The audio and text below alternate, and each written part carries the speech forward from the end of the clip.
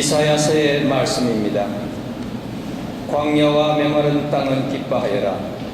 사막은 즐거워하며 꽃을 피워라. 수수나처럼 활짝 피고 즐거워 뛰며 환성을 올려라. 레바논의 영광과 카르멜과 사론의 영화가 그곳에 내려 그들이 주님의 영광을, 우리 하나님의 영화를 보리라.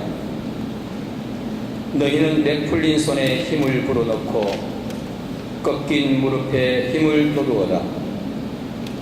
마음이 불안한 이들에게 말하여라.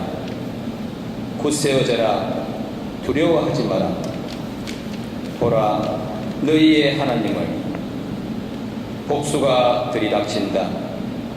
하나님의 보복이. 그분께서 오시어 너희를 구원하신다. 그때에 눈먼 이들은 눈이 열리고 귀먹은 이들은 귀가 열리리라. 그때에 다리 저는 이는 사슴처럼 뛰고 말 못하는 이의 혀는 환성을 터뜨리리라. 주님께서 해방시키신 이들만 그리로 돌아오리라. 그들은 환호하며 시온에 들어서리니 끝없는 즐거움이 그들 머리 위에 넘치고 기쁨과 즐거움이 그들과 함께하여 슬픔과 탄식이 사라지리라. 주님의 말씀입니다.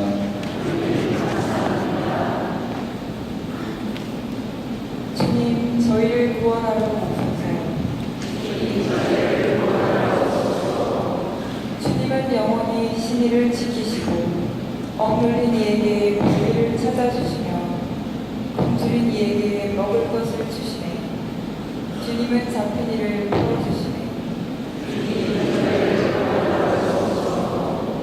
주님은 눈먼 이를 보게 하시며 주님은 꺾인 이를 일으켜 세우시네. 주님은 의인을 사랑하시고 주님은 이방인을 보살피시네. 주님은 고아와 과부를 돌보시나 악인의 길은 꺾어버리시네.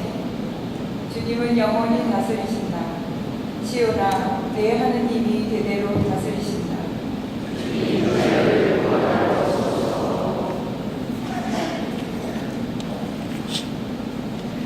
야고보서의 말씀입니다.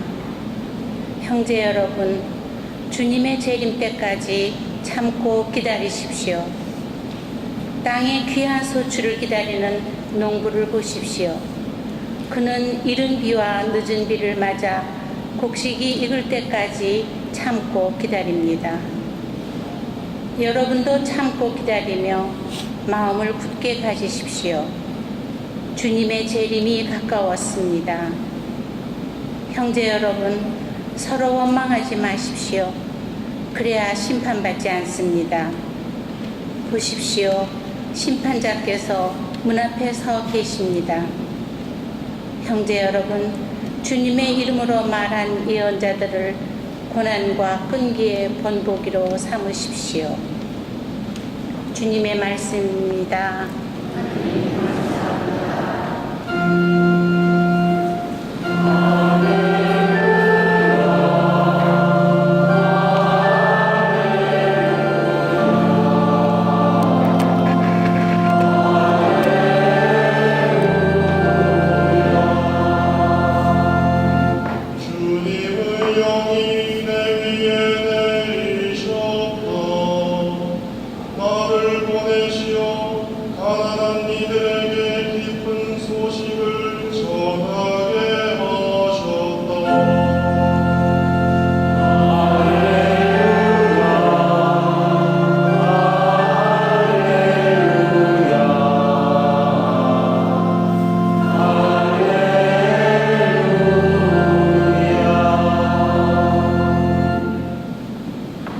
주님께서 여러분과 함께 마테오가 전한 거룩한 복음입니다.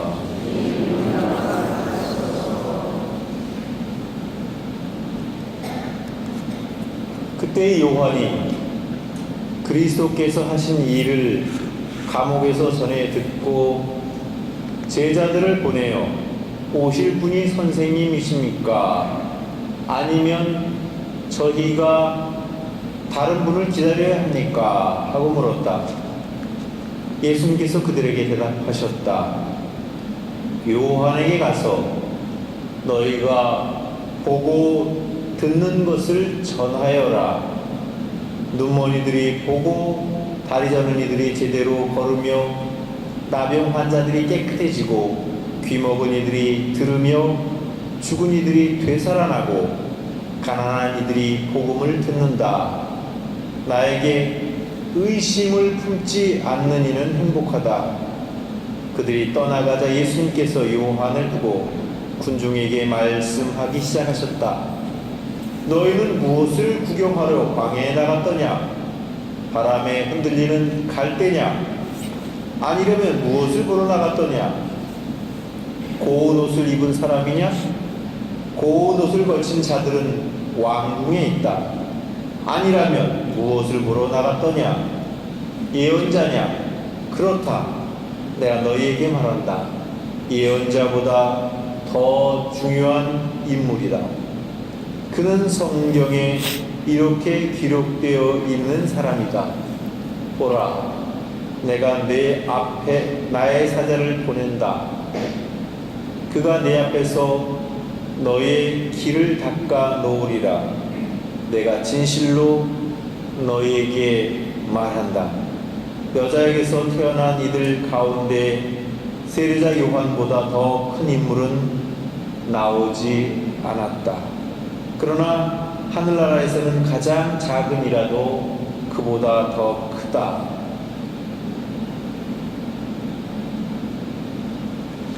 주님의 말씀입니다.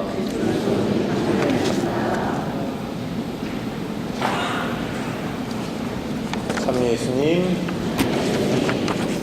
예, 1년에 딱 2번 입을 수 있는 핑크빛 제의를 오늘 입었습니다.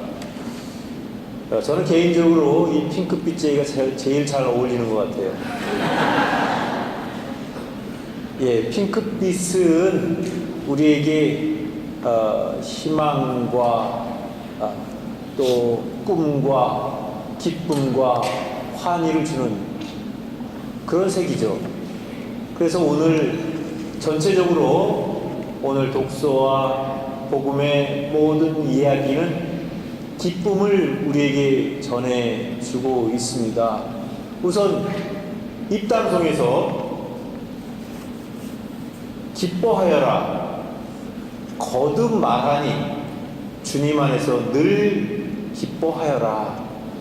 주님이 가까이 오셨다.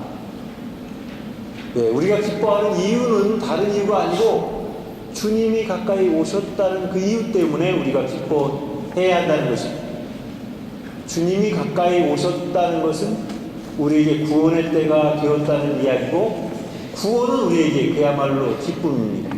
그렇기 때문에 우리가 기뻐해야 한다는 것입니다. 오늘 첫 번째 독서인 이사야서에서는 이렇게 이야기하고 있습니다. 광야와 메마른 땅은 기뻐하여라. 사막은 즐거워하며 꽃을 피워라. 도대체 광야를 보고 기뻐하라는 이 말씀은 무슨 뜻일까? 광야는 쓸쓸하고 외롭고 황량한 그런 곳이고, 또 사막은 생물이 잘 자랄 수 없는 메마른 곳이기 때문에 사실 을신연스럽고 황량하고 외롭고 고독한 곳이, 그것이 사막이고 광야인데 어째서 기뻐하라는 것일까? 사실 오늘 이 이사야의 말씀은 바빌론의 유배 중에 많은 고통과 고난을 겪으면서 죽지 못해 마지 못해 사는 그 사람들에게 희망을 가져다 주기 위한 그런 말씀이었습니다. 즉 다시 말하면 너희가 지금 살고 있는 그 유배지가 정말 광야 같고 사막 같고 황무지 같지만 너희가 참고 기다리면 주님께서 구원을 해주실 것이라는 그런 이야기입니다. 그래서 결국은 어떤 절망적인 소식이 아니고 희망적인 소식을 담고 있기 때문에 기뻐하라는 그러한 이야기입니다. 이제 그들은 모든 포로 생활을 마치고 고국으로 돌아갈 수 있다는 그런 희망을 전해주는 그런 메시지라고 볼 수 있습니다. 물론 이 모든 일을 해주실 수 있는 분은 하느님이시라는 것이죠. 하느님께서 다 해주시겠다, 그런 메시지를 강하게 담고 있는 것입니다. 때때로 우리의 삶을 보면 우리들도 정말 사막 같고 황무지 같고 광야 같고 쓸쓸하고 외롭고 절망스러운 그런 삶을 살고 있습니다. 그러면서도 불구하고 우리가 생을 마감하지 않고 계속 살아갈 수 있는 이유는 우리에게 그래도 남아있는 그 한 가닥 희망이 있기 때문입니다. 그 희망은 지금보다는 좀 나아질 것이라는 그런 희망이고, 특별히 우리 신앙인들에게 있어서는 그 희망은 비록 내가 현세에서는 이렇게 힘들고 핍박받고 어렵게 고통스럽게 살고 있지만 분명히 하느님께서는 이걸 다 지켜봐 주실 것이고 언젠가는 나를 구원해 주실 것이고 나에게 기쁨을 주실 것이고 나를 건져 주실 것이라는 그런 기대와 그런 희망을 가지고 있기 때문에 우리가 이 어려움을 잘 견뎌낼 수 있는 이유가 되는 것입니다. 오늘 복음에서는 특별히 기쁨에 대해서 직접적인 언급을 하고 있지는 않습니다. 하지만 감옥에 갇혀있던 세례자 요한이 제자들을 예수님께 보내서 묻게 합니다. 당신은, 선생님은 우리가 기다리던 그 사람이요? 아니면 우리가 또 다른 사람을 기다려야 합니까? 라는 질문을 던지게 합니다. 그 질문을 던진 이유는 그렇습니다. 이사야서에 예언된 거에 보면 구세주가 오시면, 메시아가 오시면 모든 악한 것들을 다 쳐부수고 단죄하고 심판해서 세상을 새로 잡을 것이다, 바로 잡을 것이다 라는 그런 예언이 거기에 담겨져 있는데, 예수님이 메시아라는 것까지는 세례자 요한이 인정하고 믿었는데 하시는 행동을 보니까 못된 사람들 막 잡아 죽이고 심판하고 단죄하고 그런 것이 아니라 오히려 가난한 사람들, 병든 사람들, 고통받는 사람들을 치유하고 그들을 위로하시는 그야말로 자비한 모습, 자선을 베푸는 모습을 보여주기 때문에 이건 내가 생각하던 메시아가 아닌데, 그런 생각이 들었기 때문에 그런 질문을 던지게 한 겁니다. 그러자 예수님께서는 내가 메시아다 라고 이야기하지 않으시고 너희는 너희가 보고 들은 것을 전하여라, 그렇게 이야기하면서 이사야의 이야기를 계속해서 합니다. 눈먼이들이 보고 다리 저는 이들이 제대로 걸으며 나병 환자들이 깨끗해지고 귀먹은 이들이 들으며 죽은 이들이 되살아나고 가난한 이들이 복음을 듣는다. 그렇습니다. 눈먼 사람들이 눈이 번쩍 떴을 때 얼마나 기쁘겠습니까? 다리 저는 사람들이 다리가 성하게 돼서 걸을 수 있을 때 아마 걷지 않고 뛸 겁니다. 그것은 이사야의 메시아가 오셨을 때 세상에 나타나는 현상을 예언한 그런 내용입니다. 그 내용을 이야기하시면서 예수님께서는 당신이 바로 메시아이심을 확신시켜 주십니다. 의심하던 것이 풀렸어요. 그렇기 때문에 그것도 말하자면 세례자 요한과 메시아를 기다리던 많은 사람들에게는 분명 기쁨의 소식이고 희망의 소식인 것입니다.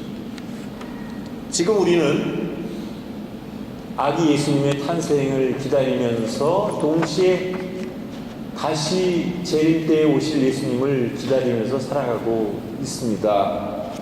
그런 의미에서 우리는 이 기다림을 기쁨 가운데 기다려야 하지만 현실적으로 보면 참 힘들고 어려울 때도 많습니다. 그래서 때때로 그냥 다 포기해버리고 말까, 그냥 다 내팽겨쳐버리고 말까, 그런 갈등을 수없이 많이 겪으면서 기다리고 있습니다. 그렇기 때문에 우리에게는 무엇보다도 인내가 필요합니다. 인내가. 그래서 오늘 두 번째 독서에서는 인내에 대해서 이야기합니다. 주님의 재림 때까지 참고 기다리십시오. 땅에 귀한 소출을 기다리는 농부를 보십시오. 그는 이른 비와 늦은 비를 맞아 곡식이 익을 때까지 참고 기다립니다. 여러분도 참고 기다리며 마음을 굳게 가지십시오. 이렇게 이야기하고 있습니다.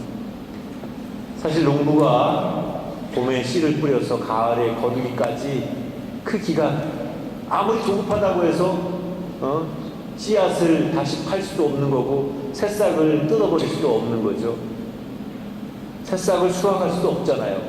그러니까 어차피 시간을 기다려야 되는 것이죠. 이처럼 우리가 조급한 마음을 갖지 말고 또 우리가 함부로 판단하지 말고 정말 하나님께서 우리를 공정하게 처리해 주시고 심판해 주실 그 날까지 우리가 참고 기다리는 것이 가장 지혜로운 삶이다라는 것을 우리에게 알려주고 계신 것입니다.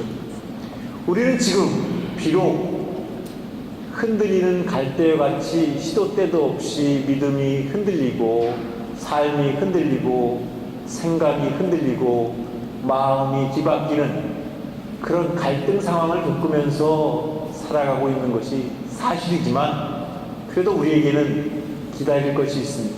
그 기다림은 곧 우리에게 큰 기쁨을 가져다 줄 것입니다. 그래서 우리에게 희망이 있는 것이죠. 그렇기 때문에 우리는 예수님께서 우리의 모든 어려움과 고민과 고통과 고난을 다 해결해 주실 그날까지 우리는 기다려야 합니다. 그분은 우리의 희망이시고 우리의 구세주이시기 때문입니다.